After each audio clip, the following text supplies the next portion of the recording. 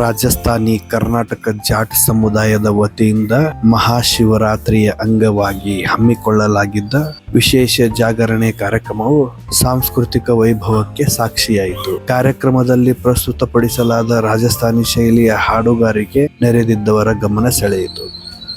ಹಾಡಿನ ಸಾಹಿತ್ಯ ಅರ್ಥವಾಗದಿದ್ದರೂ ಅದರ ವಿಶಿಷ್ಟ ಸಂಗೀತ ಸಂಯೋಜನೆ ಮತ್ತು ಗಾಯನ ಶೈಲಿ ಪ್ರೇಕ್ಷಕರನ್ನು ಮಂತ್ರಮುಗ್ಧಗೊಳಿಸಿತು. ರಾಜಸ್ಥಾನದ ಸಂಗೀತ ಮತ್ತು ಹಾಡುಗಾರಿಕೆಯು ಭಾರತದ ಅತ್ಯಂತ ಶ್ರೀಮಂತ ಮತ್ತು ವರ್ಣರಂಜಿತ ಜಾನಪದ ಸಂಸ್ಕೃತಿಯಲ್ಲಿ ಒಂದಾಗಿದೆ. ಇದು ಮರುಭೂಮಿಯ ಜೀವನ ಶೈಲಿ, ವೀರಾವೇಶ, ಭಕ್ತಿ ಮತ್ತು ಪ್ರೇಮದ ಕಥೆಗಳನ್ನು ಹೇಳುತ್ತದೆ. ರಜಪೂತರ ಸಾಹಸ ಮತ್ತು ಶೌರ್ಯವನ್ನು ಸಾರುವ ಹಾಡುಗಳು, ಮೀರಾಬಾಯಿ ಮತ್ತು ಇತರ ಸಂತರು ರಚಿಸಿದ ಭಜನೆಗಳು, ಕಲ್ಮೇಲಿಯಾ, ಘೂಮರ್ ಮತ್ತು ಚಾರಿ ನೃತ್ಯಗಳಿಗೆ ಹಿನ್ನೆಲೆಯಾಗಿ ಬಳಸುವ ಹಾಡುಗಳು.